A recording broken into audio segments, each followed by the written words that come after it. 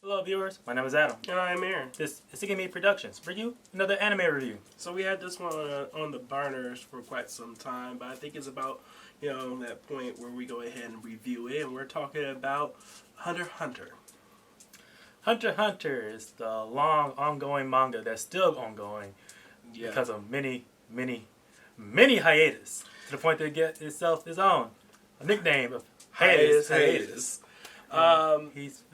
Yeah. It's a whole thing, and it takes a minute to just go ahead and explain it a little bit. Hunter x Hunter is an anime,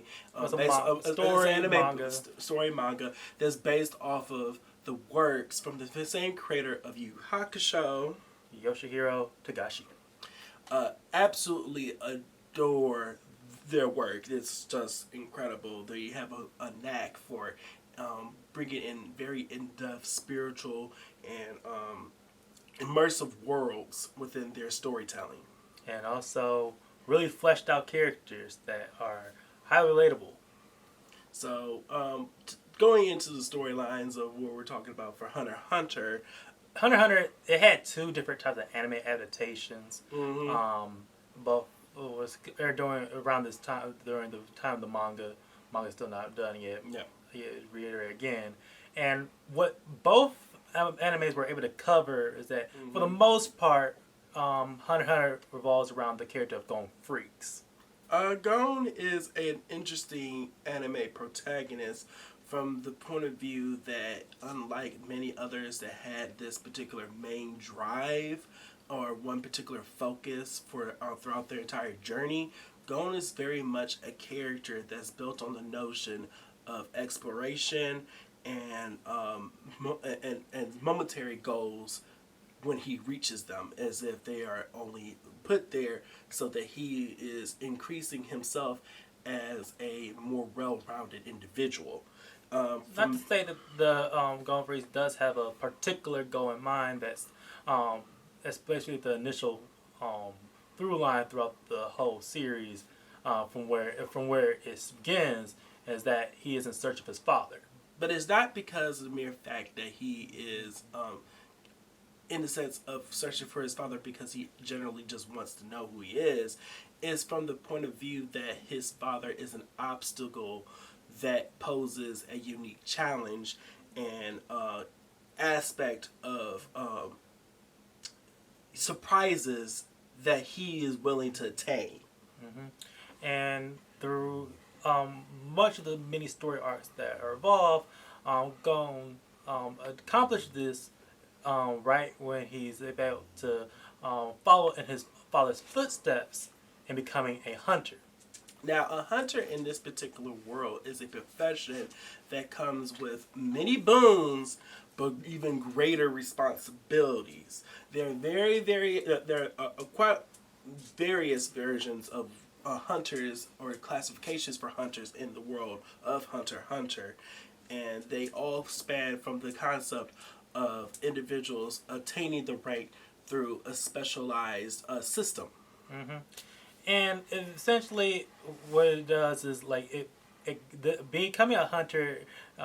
Once you attain the license, you're essentially can basically just go pursuit of essentially anything in the world. Whatever you want. Whether you want to be an assassin, a treasure hunter, an explorer. There's such things called gourmet hunters whose whole business is to find rare ingredients for special dishes or whatnot. From a story structure standpoint, it takes a while to really find its footing, especially when it comes to, you don't even, because it's a shonen action or adventure manga.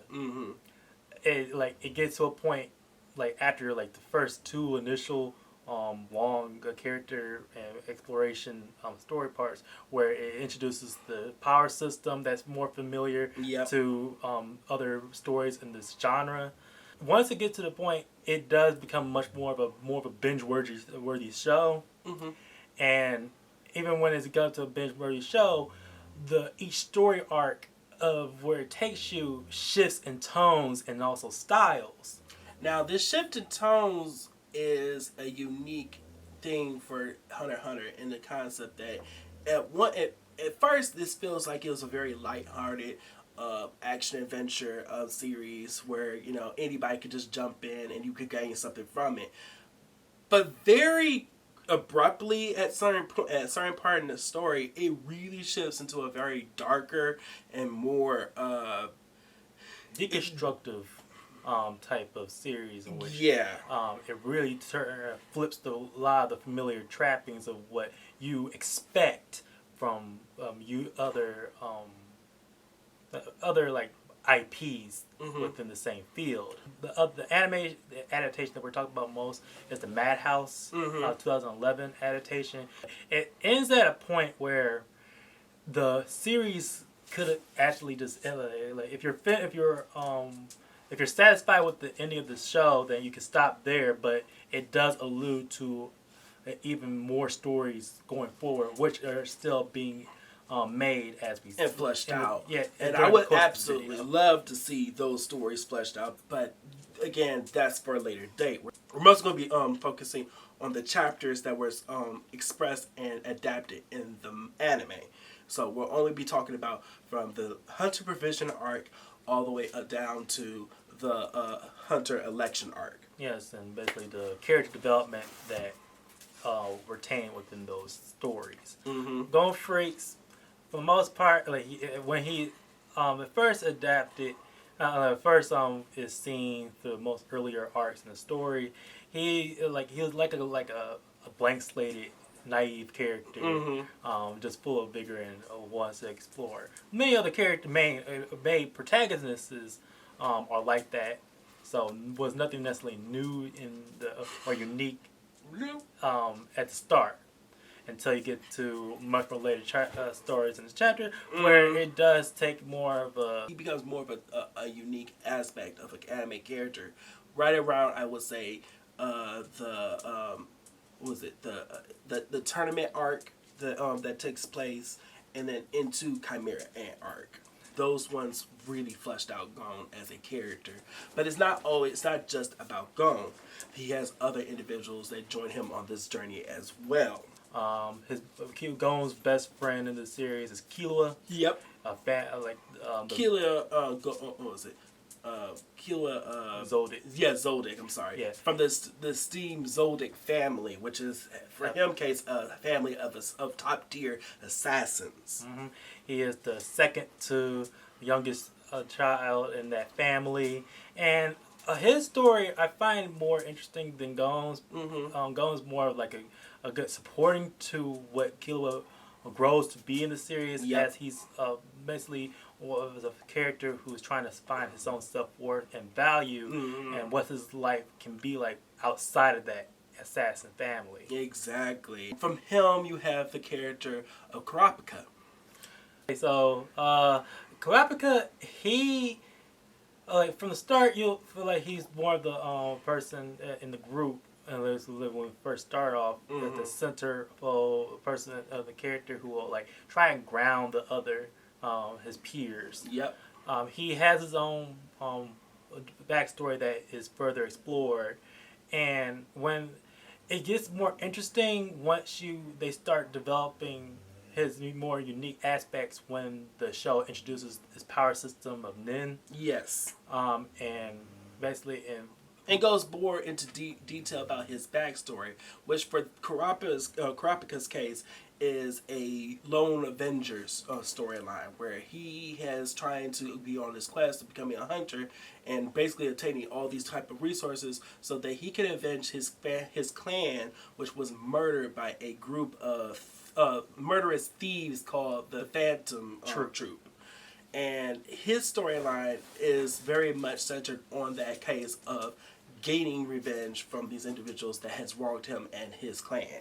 And it's through with this arc of the Phantom Troop and Karapika is where we starting peeling pieces of these main shonen protagonists are not necessarily the type of people that you expect that will like how they decide to do certain decision makings, because some of it that like you'll question, it makes you really think of what they're willing to go. the other character in their little merry band, a character by the name of Lario, who, for the most part, is very much a side character from even the first part of the journey where he's introduced, and then he drops off until very later, until he's brought back again within the Hunter election arc, where he actually signs a little bit further. L'Oreal's character development really centers around this idea that he comes from a very destitute place where he grew up, and his idea of gaining success and trying to gain some type of prestige comes from the concept that he's trying to raise money to become a famous doctor, so that he could go back to his place of origin to try and help out and alleviate a lot of that stress. For the most part, Leroy is a character which he sometimes taken to perspective of like the audience, where when he's on screen, he's very he's the character who gets me surprised and at times is open to this bewilderment of some of the very wrongdoings that are being slowly introduced into the series. And he, amongst the group, at least in part, at the point of where the 2011 adaptation ends, he's still pretty much the character who, I'll say, retains very much more of his righteousness, I'll say. Yeah. This show is very weird because it very much illustrates the concept that at some point along the journey, we become jaded and life ends up hardening individuals either for the better or for the worse. It's very hard to recommend Hunter x Hunter as a whole because for the most part, like when it starts off, it's like generic shonen fare. Very much. And it's it's the somewhere early mid is where the series starts really showing its more unique attributes. And a lot of those unique attributes comes with the character of Hisoka. Who you could say he's an antagonist, but he's so much of a wild card. I struggle to say antagonist in this show because this show, I guess that's actually one of the best aspects of the series, is that it very much illustrates the concept of what one would think is an antagonist, because they very much like to delve into the ideology behind its characters' motivations. And Hisoka is a very complicated and striking character to sink your teeth into. Like, for the most part, if there's one word that you can describe Hisoka, is that he's a predator. And many, many, many sense to the word. I guess because Hisoka very much centers himself. His ties to the series is really tied around characters like Gon. But then again, Killua's tie, I guess, if you was going to look at what his character tie would be his older brother Illumi, which I would also say is yet another instance for why the show probably didn't air on Cartoon Network proper, because that individual's whole idea is he lives in the shadows and very much wants his brother to be of the shadows as well. And a lot of crops of characters, and even the quote unquote villain of the story arcs of how the story takes place, you start to question whether or not, like, sometimes the villains are just straight up who they are, and then malevolent, evil, the whole 9 yards, and others are just byproducts of the environment they come from. But thankfully, the show is from both adaptations, even from the 1990s, and what we're mainly talking about, the 2011s. Madhouse was able to present this show with a high-quality production.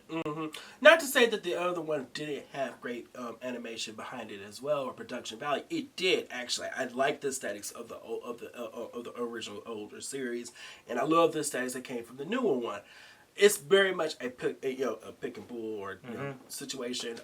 There's a difference in tone in which how it presents itself, to the point that you'll because of the original one, it was when it started, it was still on sale. It was done on sale and paper, so you would get very more much textured world. If you could almost feel everything that was going around it. Whereas with the one that was done by Madhouse, it was very much updated in a more digital way of trying to produce anime, but the fluidity of the animation is still there. Unfortunately, the music is it doesn't get in some very memorable songs and tracks until later in the series, which is like not something that I like good music throughout from beginning to end. I do feel as though if there was anything, one or at least one of the major things I would have to complain about the series, it would have to be its usage of music. And also, unfortunately, part of the reason why this series sometimes will drag, also, as opposed to Yu Yu Hakusho, is what I would say, an overuse of narration. Oh yeah, this show loves to over-explain certain situations depending on how what's going on, and it utilizes heavily the concept of narration to explain that concept. Even though something may be literally being shown to you, they will literally take the time out and have a voiceover explain the nitty-gritties of every single detail that's going on in the scenes it is showing you. Sometimes that is okay, I don't mind it, but then it uses it heavily to an almost absurd amount in other parts of the story. Between the two Togashi stories, I prefer Yu Yu Hakusho more, but Hunter x Hunter does have its own merits, to the point that I would say Hunter x Hunter overall is still a great series. Yes. Especially how it was able to peel back layers of certain tropes of the shonen genre and turn them on its head. But I am taking into consideration that even from my own viewpoint, a lot of the repeatability, there is some, but the narration is mainly the real reason why this series is getting just a lower tier on that list. It also has to stay for the standpoint that we're still waiting on the rest of it to be adapted. If it does get adapted. I hope it does, because I do want to finish out this series. I do believe it deserves to have its finish, especially when we're in a day and age where we're having certain animes even being brought back to finish the storyline. Hunter x Hunter is something that definitely deserves to have its curtains, pulled in the manner it deserves to be done in. So there you have it. That was our review for Hunter x Hunter. Guys, as always, please like, share, and subscribe, and hit the bell down there at the bottom for notifications. We want to hear from you. Have you watched Hunter x Hunter? Are you a fan of the manga? Are you like us? Are you waiting for them to finally adapt the rest of the chapters? Let us know. See you later. And also, please look on our social media outlets of Twitter, Instagram, and Facebook for other content that we don't post on this channel. Yeah, because, sometimes you just get overwhelmed and you can't put everything out there. All right. See ya. Bye.